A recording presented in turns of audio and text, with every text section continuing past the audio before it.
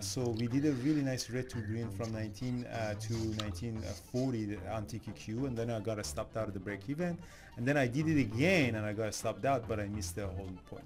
But that's my trade management. When I started scaling out, it's very important for me to get stopped out. I would like to invite you to join me for a live trading workshop. Come join us November 2nd in Fort Lauderdale, Florida. Be part of our pre-market show to see how we find stocks in play. Hopefully we'll have a strong catalyst to give us a good short on Beyond the Meat. Experience in-person mentorship while you trade. Participate in topics from some of your favorite mods, like learn how to find powerful trade setups. Achieve your trading goals by developing a trade book. Need to pivot with the current market conditions? Come learn VPA with me. Bear market? Bull market? I've got a trade for that. We know you have options. But come join us, diddly doodly. I'm really looking forward to see you and trade next to you. And all of us. See you in Florida. Alright guys, good morning everybody. Markets, the biggest news that we had on the market was the Snapchat drop. Snapchat really is not part of S&P 500. It's really a dead company. And you know, that was one of the biggest earnings that we had, was gapping down 30%. Obviously that social media platform is over. Obviously the market, you know, things like that as well. So goodbye Snap. Another funny news that came in was the Twitter, that the government might actually stop the you know, the acquisition because of the security concern with Elon Musk and that type of thing. So that was gapping down 5%. That was very interesting as well. But you know, again, trading Twitter is really hard these days.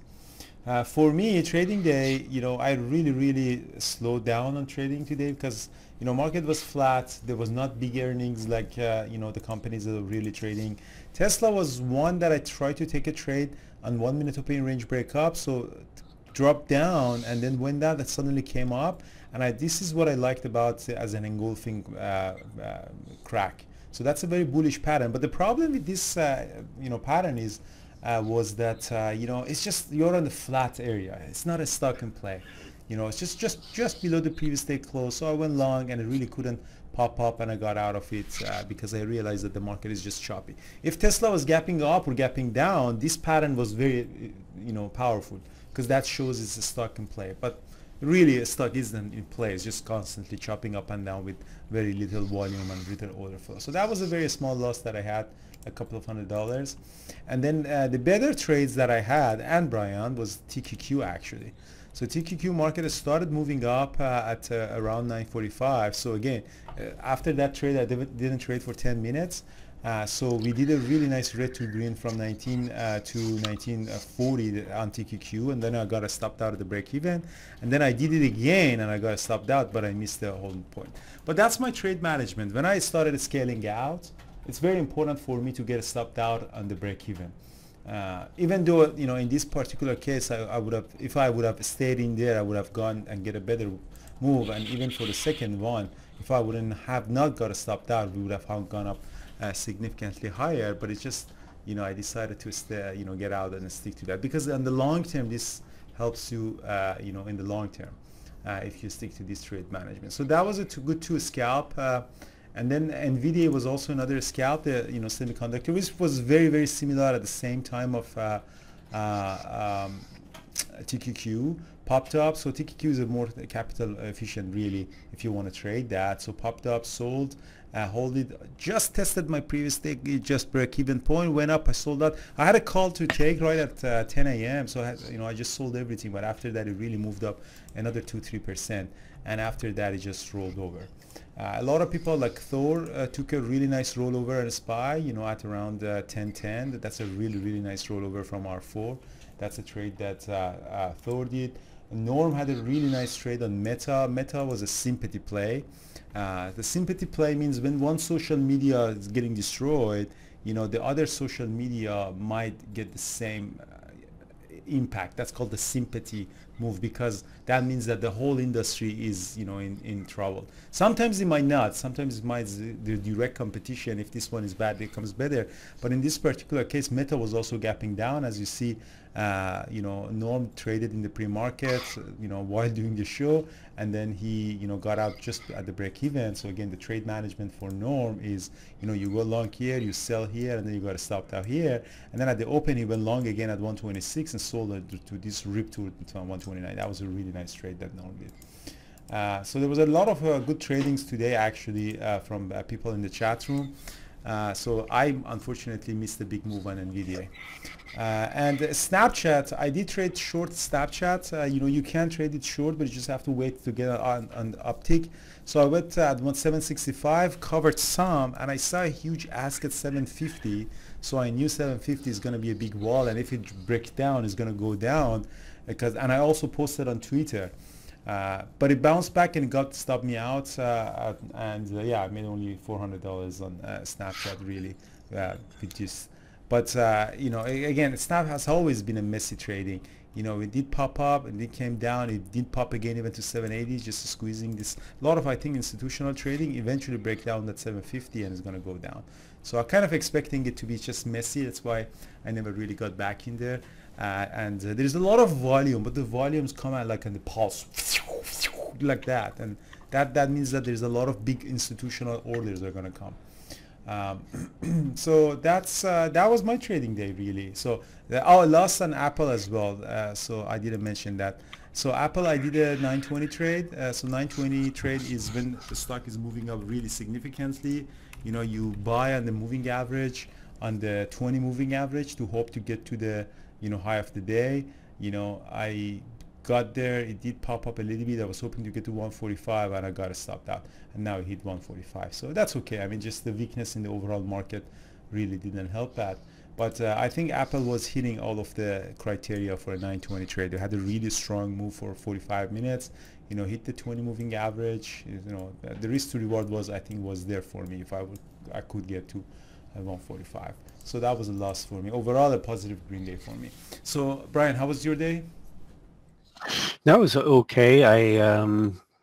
You went over some of the trades I did already, but one trade I did that Thor had Pfizer on his list. I looked at it, didn't really see any volume or anything, but I looked up at the scanner a couple times and kept seeing it there, so I took Pfizer long. Yeah, so it had a really, so I just waited for a bit of a pullback. Around 942 we had a little bit of a pullback, so I just got long there, and yeah, I got a nice move on that. Should have just got under 140. I just got in on it under just under 44, and then got it as high as 44.30, 44.40. So it continued to run, though. I was surprised, but yeah, other than that, TQQ and is there any particular? I don't. It might have been earnings. Ardi says earnings. Yeah. Okay, that's right. Yeah, you're right. It was an earnings play. So nice move on Pfizer. And other than that, I'm still in some TNA. It did pull back quite a bit. I did sell some when it started to top out there, but I'm still holding some.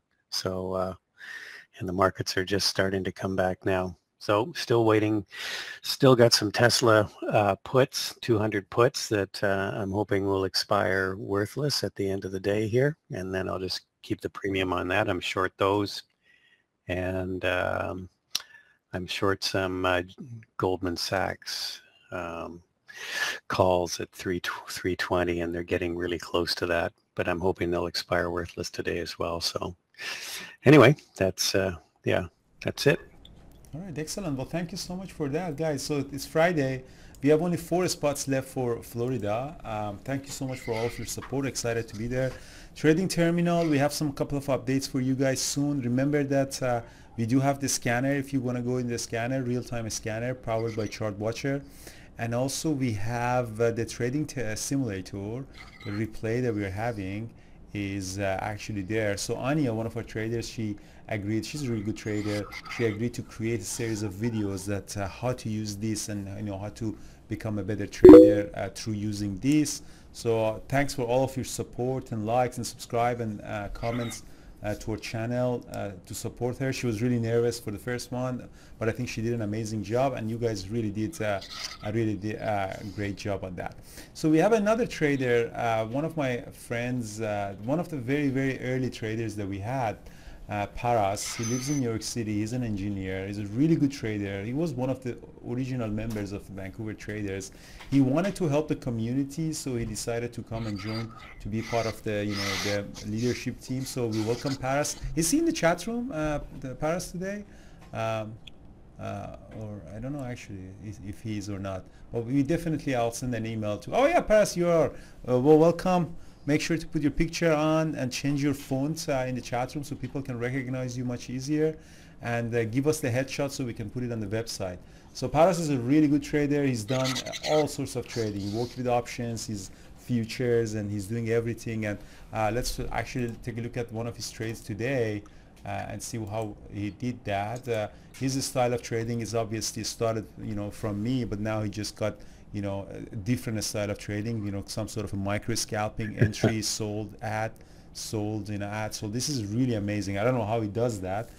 When you look at it in the past, it does make sense. But when in real time you actually does that, he looks at the order flow, and he decided to help us actually support creating order flow and time and sales videos for us, and that's probably how he trades that. So this is amazing. Again, when you look at the charts in the past, you say, oh, it's easy. You buy here, you sell. You buy here, you sell. But in real time, it's really hard. You look at this is like a Photoshop, but how you see that, he's going to help the community on that. I'm very, very excited.